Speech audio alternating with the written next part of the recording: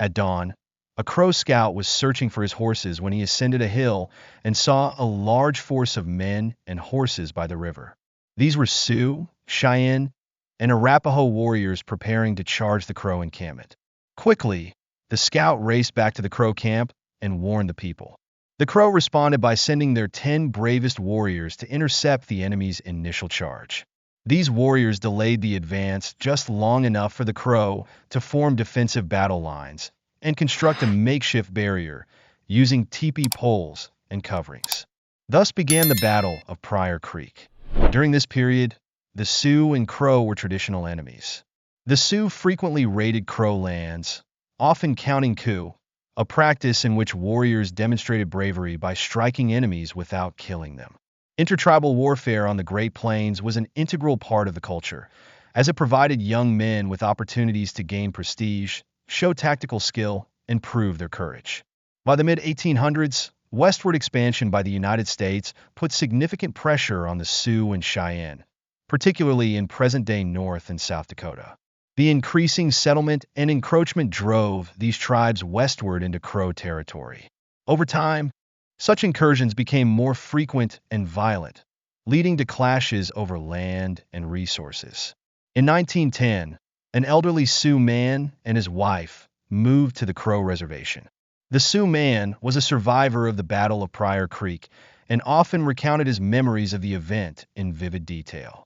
On the other side, a Crow warrior named Child in the Mouth, who had also fought in the battle, frequently shared his version of the story. Having accounts from both perspectives enriches our understanding of this historical conflict. The roots of this clash trace back to the early summer of 1859, when a Crow war party killed a young Dakota Sioux warrior. The slain warrior had already achieved significant recognition, having counted multiple coups that entitled him to wear an eagle feather war bonnet. His death devastated his mother, who publicly mourned her loss. She paraded her son's horse through the camp each evening, tying the war bonnet to the saddle. As she passed the teepees, she issued a challenge to the warriors of her tribe, demanding, "Is there a man among the mighty Dakotas who will take this horse and avenge my son?" Her grief and challenge inspired the Sioux to seek vengeance, setting the stage for the next chapter in this intertribal conflict. One day, a man named Brave Wolf, deeply in love with a young woman and wishing to marry her, sought the assistance of his sisters and aunts to arrange the wedding. However, his request was met with silence. Finally, one outspoken aunt revealed the truth. They did not like the girl and did not want her as part of their family. Devastated by their rejection, Brave Wolf was overcome with sorrow and resolved to take his own life, but in a way that would bring him honor. He decided to join a warrior society known for their oath to fight to the death for their people, ensuring that his life would end in glory. The next time the mourning mother walked through the camp with her son's war horse, Brave Wolf stepped forward and took the reins. Seeing his courage, the grieving woman declared, "At last, a brave one has taken my son's horse." Her words drew a large crowd, and Brave Wolf became an instant hero among his people. In response to this dramatic event, a council of leaders was convened. A chief addressed the gathering, saying, "This is not just one man's decision. By his actions today, we, the Dakota, are committed to what could be a very important and serious undertaking. I ask if the Great Spirit has meant it to be this way, and I say let us take one whole year to prepare against the Raven people. They may not be many, but they are shrewd and cunning in battle. The time has come for us to destroy them." Later that fall, another council was called, and it was decided that all bands of the Dakota, Cheyenne, and Arapaho should be invited to join in this significant campaign.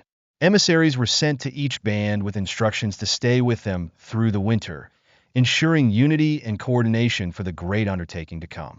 The emissaries tasked with uniting the tribes worked tirelessly to persuade the Dakota, Cheyenne, and Arapaho bands to join forces and move into the territory of their traditional enemies, the Crow. Their efforts proved successful. By the following May, all the bands began arriving at the designated gathering places, Big Goose Creek and Little Goose Creek. As more tribes joined, the encampment swelled, growing into one of the largest gatherings in Sioux history. It marked the first time that all the Sioux bands united in a single campaign against a common enemy. Scouts soon reported that the Crow were camped at Pass Creek, a half-day's ride to the north. War chiefs convened to discuss their strategy, and during the council, the Arapaho chief, known as Night Horse, was asked to speak. He began, "The Dakota people and their Cheyenne friends know me as Night Horse, Arapaho chief. Other tribes also know me. I fear no man from any enemy tribe, but I am Crow by birth, and I will not fight my own relatives. This is not native war you are planning. To destroy another tribe is wrong, and I want no part of it. However, my warriors may stay and fight if they choose." With that, Night Horse broke camp and departed for the Bighorn Mountains. Before leaving, he dispatched his 2 half-Crow sons to warn the Crow camp of the impending attack. Meanwhile, the Crow camp at Pass Creek, alerted to the enemy's approach, hastily broke camp and began moving west. Night Horse's sons reached the Crow at Rotten Grass Creek by evening, informing them of the massive enemy force just a day's ride behind. Acting swiftly, the Crow packed their teepees, loaded their horses, and continued their march westward to join other Crow bands. As the Crow moved toward the Bighorn River, the Sioux, Cheyenne, and Arapaho war party, numbering between 8,000 and 10,000, set out in pursuit. Songs of farewell echoed through the air as wives and old men sang praises to the warriors. Many non-combatants, including women, girlfriends, and retired warriors, joined the march to witness the anticipated defeat of their age-old enemies. Scouts soon reported that the Crow had reached the Bighorn River near the canyon. The Allied chiefs planned to strike at dawn, estimating the Crow camp to consist of about 400 lodges. However, by the time dawn arrived, the Crow had vanished. The war chiefs evaluated the situation, estimating the Crow fighting force at roughly 1,200 warriors, 3 for each lodge. Despite being heavily outnumbered, the Crow had successfully evaded the massive force. The commanding chief, confident in their numerical superiority, declared, "Today, when the sun sets, there will be no more Crow left. We will kill their warriors, even the old men. We will take their young boys and raise them as Dakota warriors. We will marry their wives and daughters, and through them, raise more warriors to fight the whites when they follow us to our new lands." The Crow, however, continued their strategic retreat, reaching Pryor Creek by the following evening, determined to unite with other bands and prepare for the challenges ahead. Their resilience and cunning would prove to be crucial in the coming days.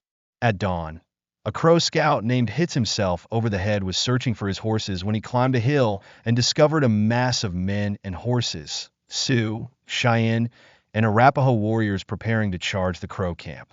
Realizing the imminent danger, he raced back to the Crow camp and alerted everyone.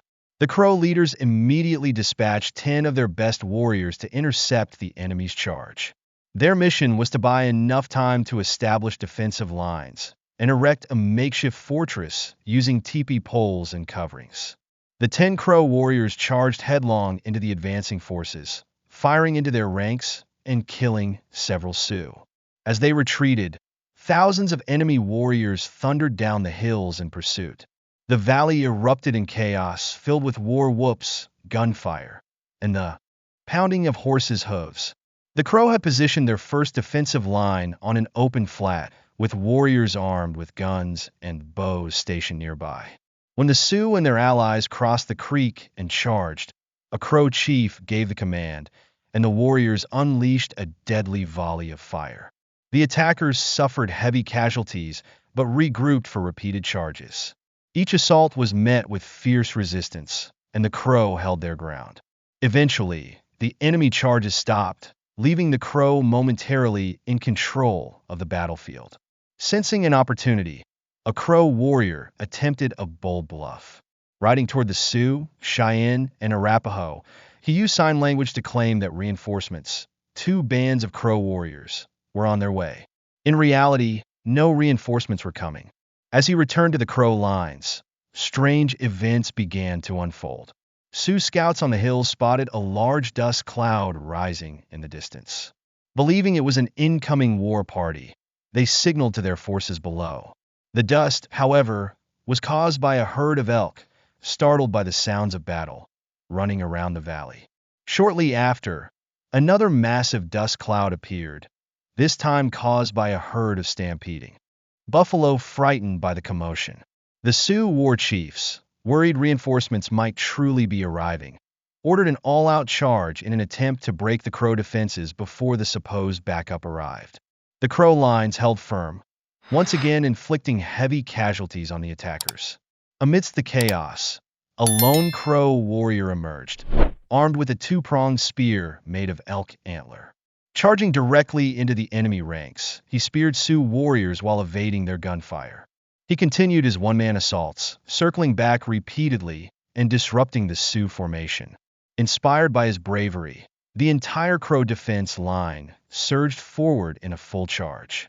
The Sioux, Cheyenne, and Arapaho forces, overwhelmed and demoralized, broke into a chaotic retreat.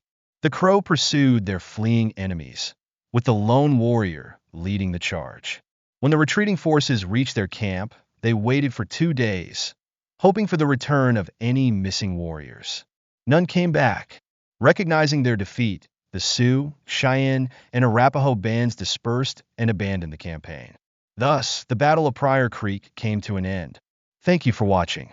If you enjoy this content, consider supporting the channel by becoming a member to enjoy exclusive benefits.